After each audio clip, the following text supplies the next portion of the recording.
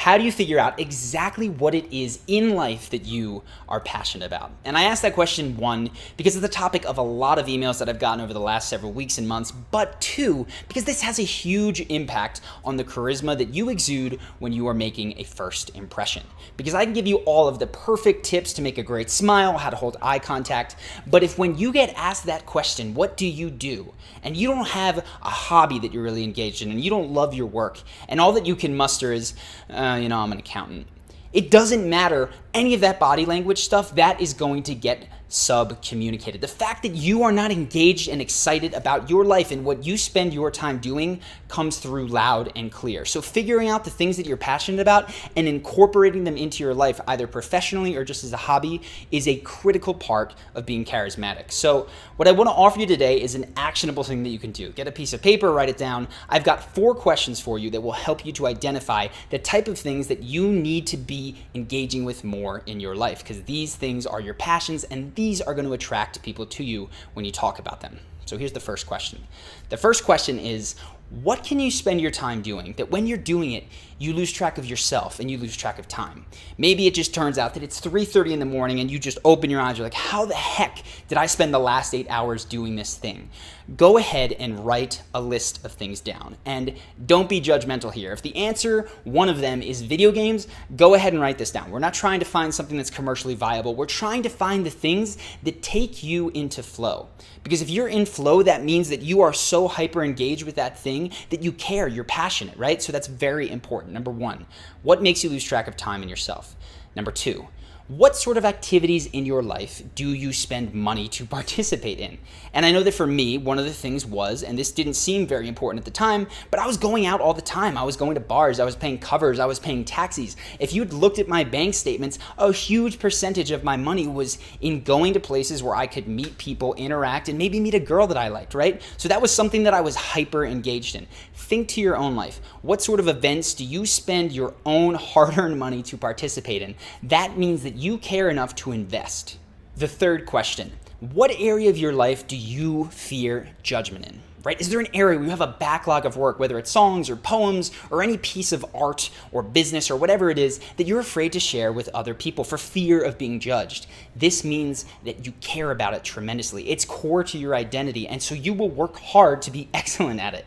When I look back at my own life, writing was the clear winner. Ever since I was a kid, I've been writing, I've been taking creative writing classes every chance I got, but I was very scared to publish in any sort of school newspaper or a blog or in anything.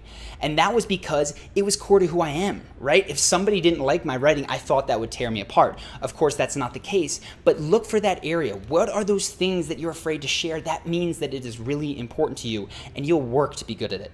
And of course, number 4, what makes your heart race, right? What things in your life do you have that when you engage in that activity, your heart rate literally elevates? And as I look back on my own life, one of the very clear things for me was social interaction. I was a very shy kid. Whenever I'd meet someone new, that would kind of make me anxious, but particularly if it was someone that I wanted to be my friend or if it was a girl that I liked, man, my heart rate would just shoot through the roof. So reflect on your own life. What sort of things do you have? And again, start flippantly. You can write scary movies, skydiving, whatever it is, but start to go down that list and make a list of things that actually genuinely excite you, and you know it because your body is responding.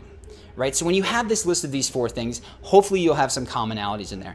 And the whole point of this exercise is to tease out the things in your life that you care about, but that you might be hiding from yourself. Because a very, very common phenomenon in today's world is that we have these things that are core to our identity. In my case, it was writing, it was social interaction, but that we're afraid to share with the rest of the world because it is so important to us. We're afraid to make it our profession or even just a hobby, right? If you were to write about it on a blog, in the internet, or engage with it in some other way. So go through this list, right? See if there are commonalities, things that are so important to you, things that you legitimately care about that you can get more involved in. And the reason is not just for yourself, because of course that's going to improve your quality of life, but when you meet other people, you need to bring an enthusiasm and an energy to that question, what do you do?